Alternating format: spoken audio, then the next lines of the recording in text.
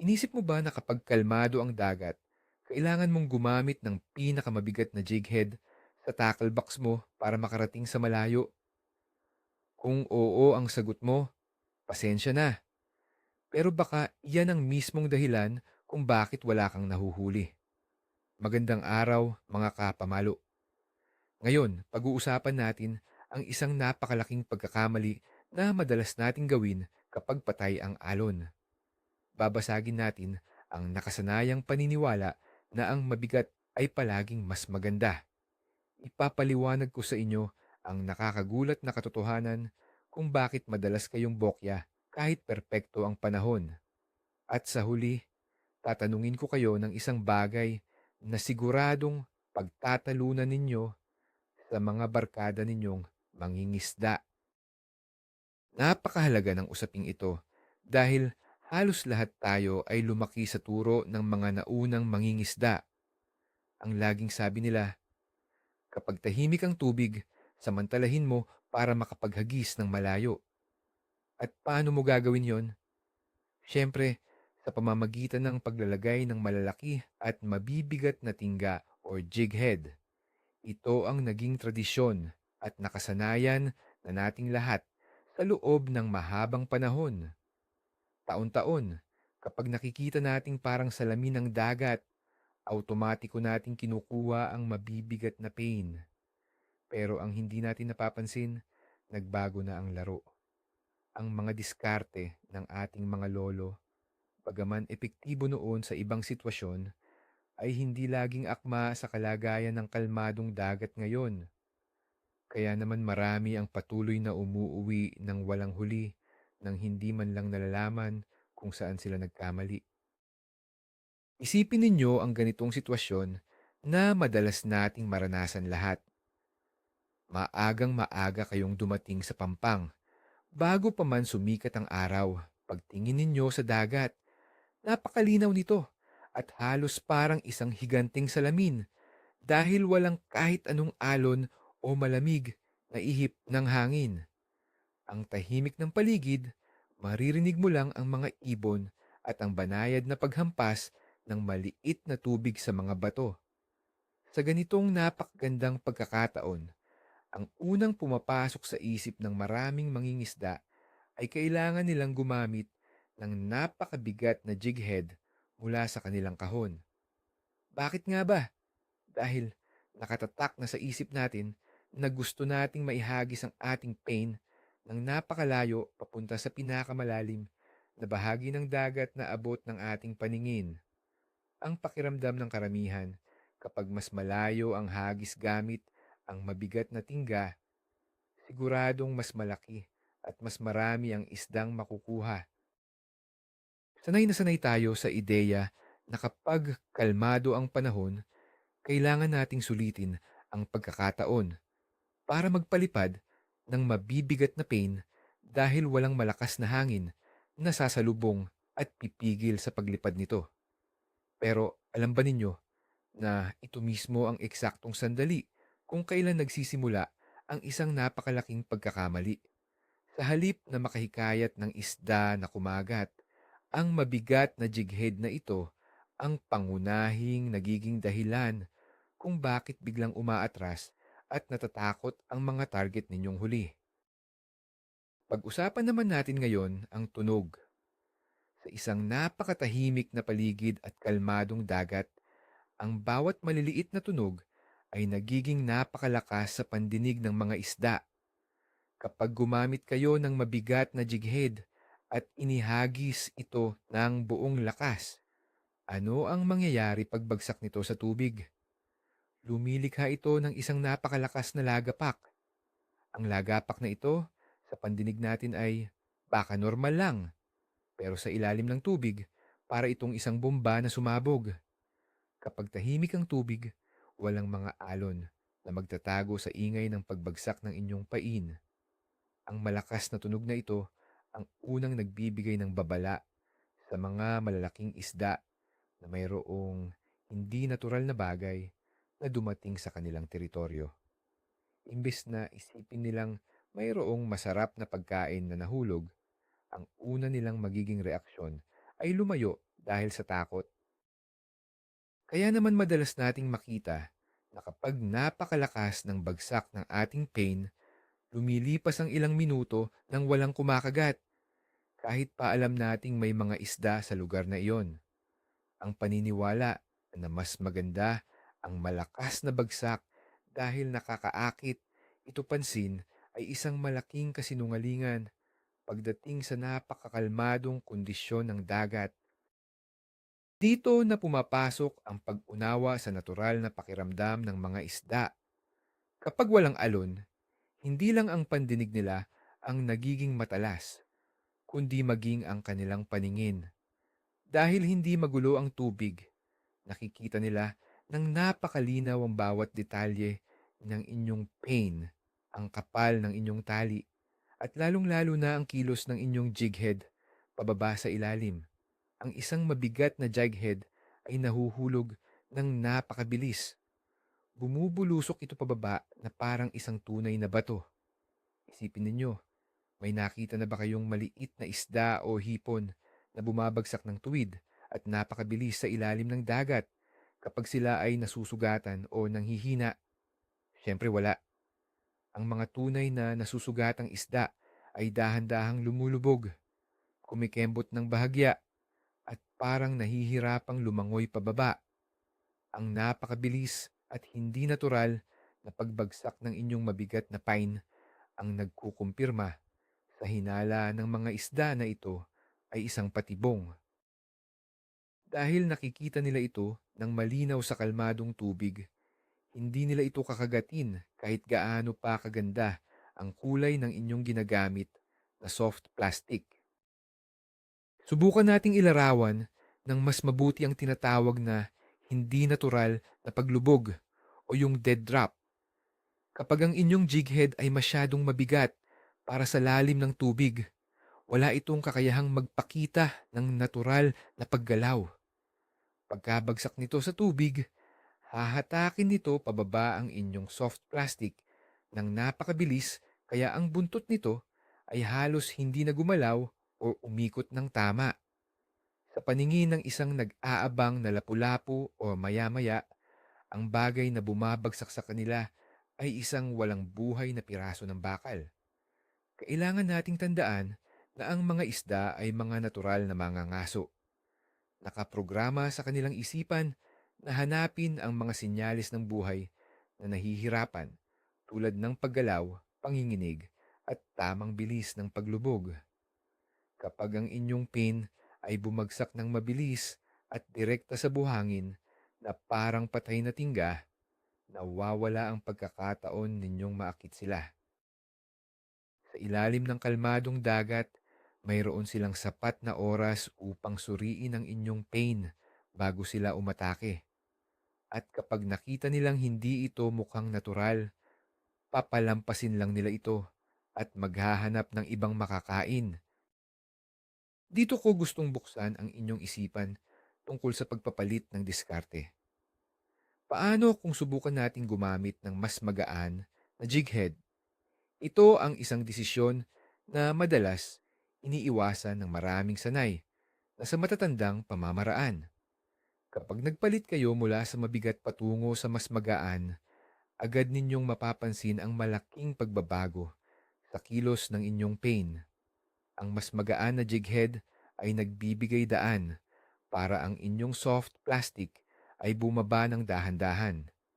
Ang mabagal na paglubog na ito ay eksaktong ginagaya ang kilos ng isang nanghihinang maliit na isda na paboritong kainin ng malalaking mga ngaso sa dagat. Kapag walang alon na umaalog sa inyong pain, ang tanging nagbibigay ng buhay dito ay ang tamang bigat ng inyong jighead. Ang magaan na pain ay nananatili sa loob ng lugar kung saan nag-aabang ang isda ng mas matagal. Habang ito ay dahan-dahang lumulubog, nagkakaroon ng mas mahabang oras ang mga predator para makita ito, maglaway at magdesisyon na kagatin ito ng walang pag-aalinlangan. Ito ang sikreto na hindi itinuturo ng nakararami.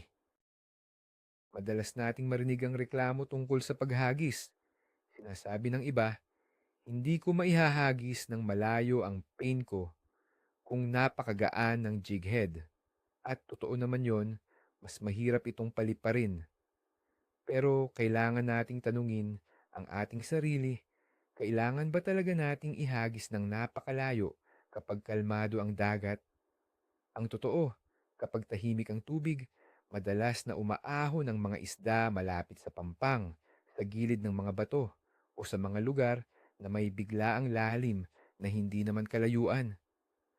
Kung gagamit kayo ng magaan na pine at ihahagis lang ito sa tamang distansya ng hindi lumilikha ng malaking ingay, mas mataas ang porsyento na may makukuha kayo. Ang issue ng distansya ay madalas na isang pagmamalaki na lang ng mga mangingisda para ipakita kung gaano kalakas ang kanilang mga pamalo at braso. Pero sa dulo ng araw, hindi naman nasusukat ang galing sa layo ng hagis, kundi sa dami ng huli na nasa loob ng inyong cooler. Mas mabuti pang malapit ang hagis, pero natural ang galaw, kaysa malayo nga ang narating, pero tinakot naman ang lahat ng isda sa paligid. Subukan nating bumuo ng imahe sa inyong isipan. Nakatayo kayo sa ibabaw ng isang malaking bato at napakalinaw ng tubig sa inyong paanan. Nakikita ninyo ang buhangin sa ilalim. Gumamit kayo ng mabigat na jighead. Inihagis ninyo at sa loob lang ng halos 2 o 3 segundo, nakabagsak na ito agad sa buhangin. Pagkatapos, sisimulan ninyong hatakin ito ng pataas pababa. Dahil mabigat, nagiging matigas at parang makina ang galaw nito. Bumabagsak agad.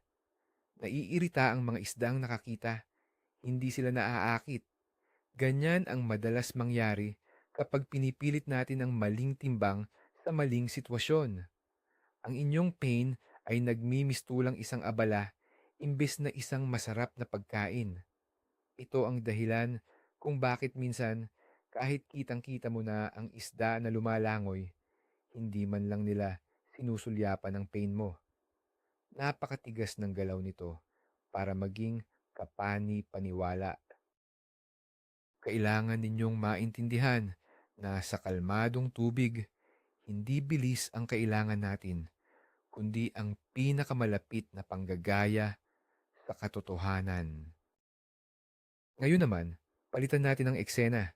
Sa parehong bato at parehong kalinaw ng tubig, nagkabit kayo ng mas magaan na jig head. Inihagis ninyo ito at tumama ito sa tubig na parang banayad na halik lang, walang malakas na tunog. Dahil magaan, dahan-dahan itong lumulubog. Kumukuha ito marahil ng halos 10 segundo bago tuluyang makarating sa ilalim. Habang lumulubog ito, ang buntot ng inyong soft plastic ay kumekembot ng napakaganda at kusa. Nakita ito ng isang nag-aabang na isda mula sa ilalim ng bato. Dahil sa tagal ng paglubog nito, may sapat siyang oras para pumosisyon. Ang natural na paggalaw ng inyong magaan na pain ang nag-udyok sa kanyang likas na ugali bilang mga ngaso para umatake. Walang pag-aalinlangan.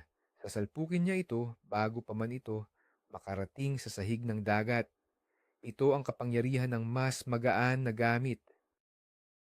Binibigyan nito ng buhay ang inyong pain at ginagawa nitong hindi makatanggi ang mga isda na sanay na sa mga nakakatakot na malalaking pamamaraan. Isa pang napakahalagang aspeto na hindi natin napapansin ay ang mga maliliit na agos ng tubig sa ilalim. Kahit gaano pa kakalmado ang ibabaw ng dagat at kahit mukha itong higanting baso na walang alon, laging may mga nakatagong banayad na agos sa kailaliman. Kapag ang gamit ninyo ay isang napakabigat na jig head, babaliwalain lang nito ang mga agos na iyon. Lalagpasan niya lang ito at didiretso sa ilalim na parang bato. Pero kapag kayo ay gumamit ng magaan na jig head, sasabayan ng inyong pain ang mga nakatagong agos na ito. Kikilos ito na parang sumasayaw sa ilalim ng tubig nang hindi ninyo kailangang hatakin ang inyong reel ng mabilis. Ang mga isda ay pamilyar sa ganitong galaw dahil ito ang eksaktong nangyayari sa mga maliliit na isda na nadadala ng agos. Ang paggamit ng mas magaan na timbang ay nagpapahintulot sa kalikasan na tulungan kayong bigyan ng buhay ang inyong pain. Ito ay isang uri ng pakikipagtulungan sa dagat na hindi magagawa kapag nagpupumilit kayong gumamit ng sobra sa bigat na gamit. Pag-usapan din natin sandali ang nakakabit na tali or line sa inyong reel. Madalas, kapag mabigat ang jig head na ginagamit natin, automatiko tayong gumagamit ng mas makapal na leader line para hindi ito mapatid kapag inihagis natin ng malakas. Subalit, sa isang kalmadong dagat na napakalinaw ng tubig, ang makapal na taling ito ay madaling nakikita ng mga isda, parang isang malaking kable na nakakabit sa pagkain nila. Sino ba naman ang gaganahang kumain kung may nakita kang halatang tali na nakakabit sa isusubo mo? Kaya naman, kapag nagdesisyon kayong pag-aangin ng inyong jighead, binibigyan din kayo nito ng pagkakataon na gumamit ng mas manipis at mas hindi nakikitang tali. Ang kombinasyon ng magaan na pain at manipis na tali sa isang kalmadong dagat ay isang nakamamatay na diskarte na hindi madaling mapansin ng mga mapanuring isda. Ang layunin natin ay gawing parang walang nakakabit sa ating pain at ito ay nagsisimula sa pagbabawas ng bigat na ating ihinahagis. Pero paano naman yung hangin? Madalas na tanong ito. Siyempre, kapag malakas ang hangin, mahirap maghagis ng magaan dahil baka magkabuhol-buhol ang inyong tali o kaya naman ay hindi makarating sa tamang direksyon ang inyong pain. Pero alalahanin ninyo ang pangunahing paksa natin ngayon, pinag-uusapan natin ang pagkakataon na napakakalmado ng dagat at halos walang hangin. Ito ang pinakaperpektong oras para ilabas ang inyong mga magaang gamit. Huwag ninyong ipilit ang gamit pang bagyo sa panahong maaliwalas. Kapag walang hangin na gumagambala sa inyong tali, nararamdaman ninyo ang bawat pinakamaliit na kagat ng isda, kahit gaano pa kagaan ang inyong pain. Ang pakiramdam sa bawat paggalaw ng bato sa ilalim o ang pinakamaliit na pagsundot ng isda ay nararamdaman ng buong buo dahil sa diretsong koneksyon ninyo sa pain. Sa pamamagitan nito, nagkakaroon kayo ng sapat na oras para banatin ang inyong pamalo sa tamang sandali. Isipin ninyo ang isang matandang mangingisda na nakikita natin palagi sa gilid ng pantalan. Pamilyar kayo sa kanya, may hawak siyang napakalaki at napakatigas na pamalo at nakakabit ang isang napakalaking tingga na may kulay. Maghapon siyang naghahagis pero nagrereklamo na wala man lang lumalapit na isda. Samantala, tatabi kayo sa kanya gamit ang inyong mas manipis na pamalo at napakagaan na jighead. Ihahagis ninyo ng malumanay, hahayaan ninyong lumubog ng mabagal, at maya-maya lang ay mayroon na kayong nahuling isda. Ang pagkakaiba ay hindi sa swerte, kundi sa pag-unawa sa sitwasyon. Habang siya ay patuloy sa paggamit ng puwersa na nagtataboy sa mga isda, kayo naman ay gumagamit ng banayad na diskarte na umaakit sa kanila. Ang pangingisda ay hindi pakikipagtagisan ng lakas sa dagat, kundi isang sining ng panlilinlang na nangangailangan ng tamang gamit para sa tamang panahon. Huwag maging gaya ng taong hindi kayang baguhin ang nakasanayan kahit na hindi na ito gumagana. Isa pang malaking bentahe ng paggamit ng mas magaan na jighead kapag kalmado ang dagat ay ang paraan ng inyong paghatak o pag-retrieve. Kapag mabigat ang jighead, kailangan ninyong hatakin ang inyong reel ng mabilis upang hindi agad sumabit sa mga bato sa ilalim. Nakakapagod ito at nagre-resulta sa hindi natural na mabilis na paglangoy ng inyong pain. Pero kapag magaan ang inyong gamit, maaari ninyo itong pabagalin ng husto. Heto ang isang mahalagang sikreto na hindi alam ng lahat.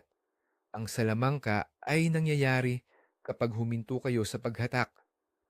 Kapag hinayaan ninyong nakabitin lang o mabagal na bumababa ang inyong magaan na pain sa kalmadong tubig, doon pinakamaraming nagaganap na pag-atake.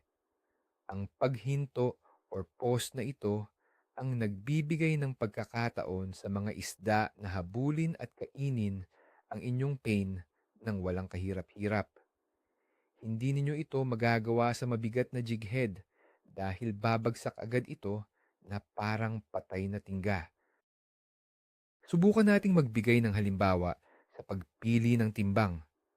Kung nakasanayan ninyong gumamit ng mga jig head na may bigat na halos katumbas ng malaking barya, subukan ninyong kalahatiin ito. Oo, sa simula ay napakanipis at pakiramdam ninyo ay parang wala kayong inihahagis. Baka nga isipin ninyo na nakakatawa itong gamitin sa malawak na dagat. Ngunit sa oras na sanayin ninyo ang inyong sarili sa ganitong magaan na pakiramdam, mapapansin ninyo kung paano nabubuhay ang inyong mga soft plastic na pain. Ang mga maliliit na paggalaw ng inyong pulso ay agad na naipapasa sa pain, kaya naman mas madali itong sayawin sa ilalim ng tubig. Hindi ninyo kailangang magpakapagod sa paghatak ng malalakas na pain maghapon. Ang pagbaba ng bigat ay hindi nangangahulugan ng pagbaba ng kalidad ng huli, kundi ito ay nagpapataas pa nga ng inyong tsansa na masungkit ang mga maiilap at matatalinong isda na hindi nakukuha ng iba. Dapat din nating intindihin kung paano mag-isip ang mga isda depende sa sitwasyon ng panahon. Kapag malakas ang alon at magulo ang tubig, ang mga isda ay kumakagat dahil sa kanilang instinct or pakiramdam sa mga malalakas na vibrations. Kahit mabilis o mabigat ang pain, kakagatin nila ito dahil limitado ang oras nila para mag-isip. Subalit, sa tuwing kalmado at tahimik ang ibabaw ng dagat, nagbabago ang kanilang pamamaraan. Gumagamit sila higit sa lahat ng kanilang paningin. Mas nagiging mapili sila, mas maingat, at nag-oobserba ng matagal.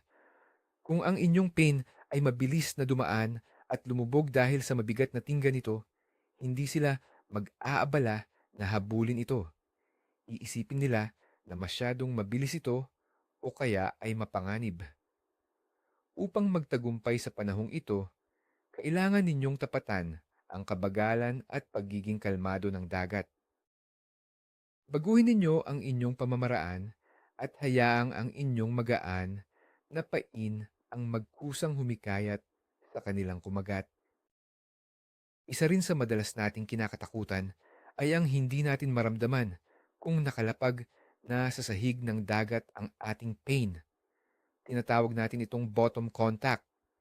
Mayroong paniniwala na kailangan ng mabigat na bato para maramdaman natin ang pagbagsak nito mula sa ating pamalo hanggang sa ating kamay. Ito ay totoo noon kung makapal at luma ang ginagamit na tali.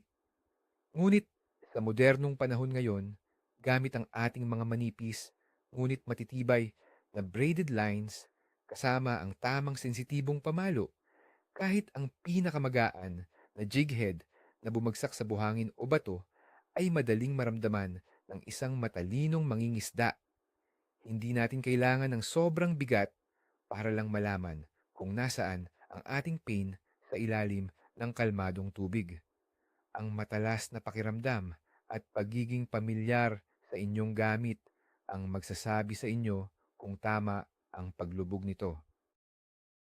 Ito ay isang kasanayan na mas mabilis ninyong matututunan kung lalayo kayo sa pagiging kampante sa matatanda at mabibigat na estilo. May mga pagkakataon din na magtatanong kayo, paano kung kalmado nga? Pero napakalalim naman ng tubig kung saan nag-aabang ang mga isda. Dito pumapasok ang tunay na pagsubok sa pag-uugali ng isang mangingisda, ang pasensya.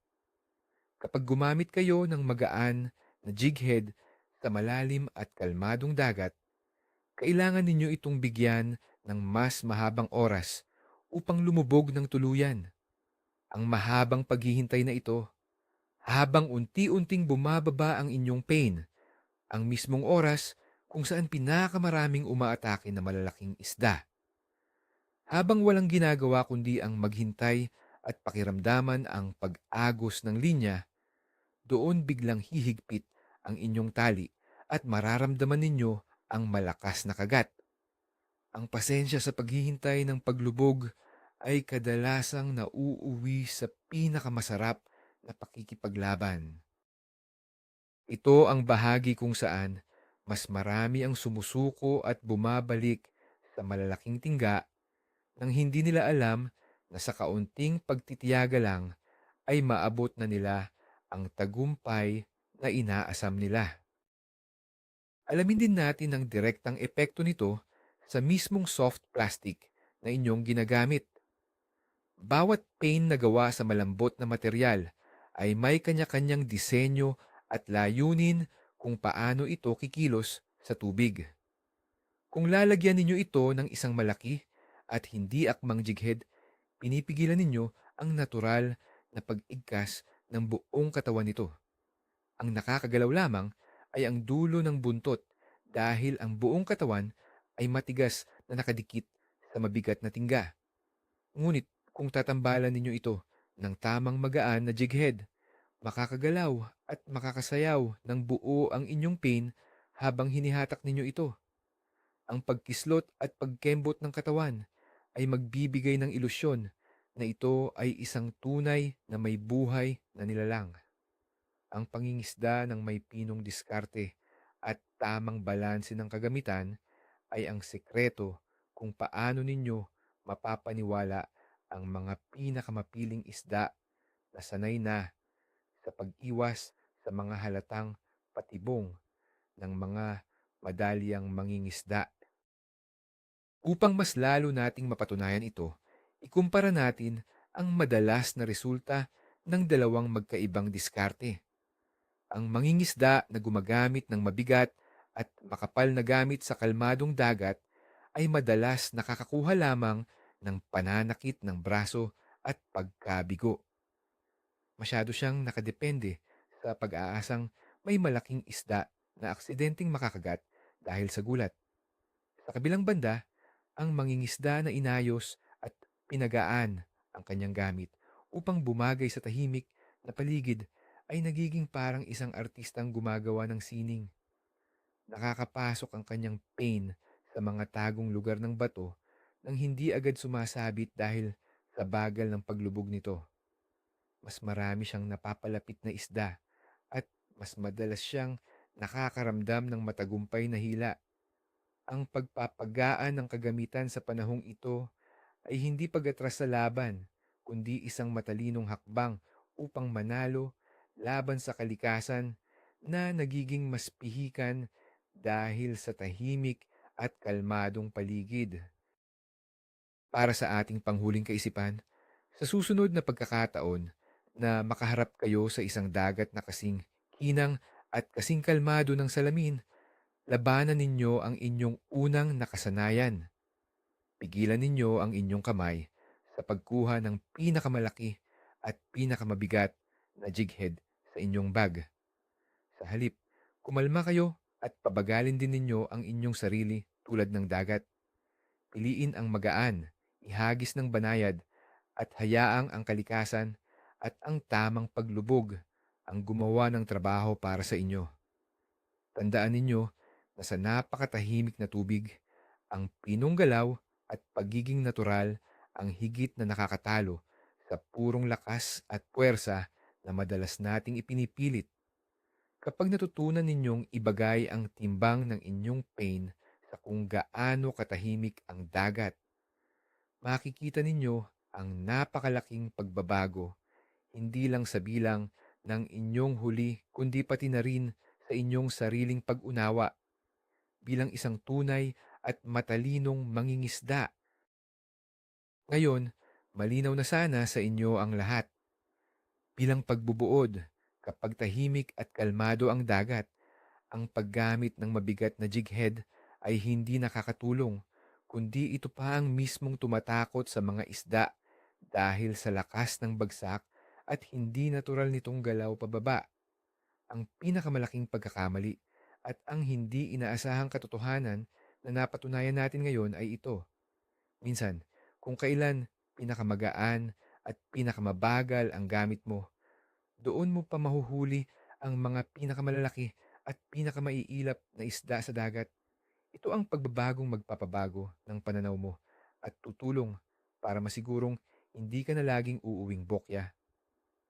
Maraming salamat sa panunood at pagsama sa akin sa nakakabukas ng isip na talakayang ito. Sana ay i-apply ninyo ito sa susunod ninyong pagpunta sa dagat. Kung natuto kayo ng bago, huwag kalimutang mag-subscribe sa ating channel para sa mas marami pang sekreto. I-like ang video na ito para mas makita pa ng ibang mangingisda. At syempre, mag-iwan ng komento sa ibaba. Ang tanong ko sa inyo, ano ang pinakamagaan na jig head na nasubukan mo ng gamitin sa dagat at anong isda ang nakuha mo rito? Magkwentuhan tayo sa comment section.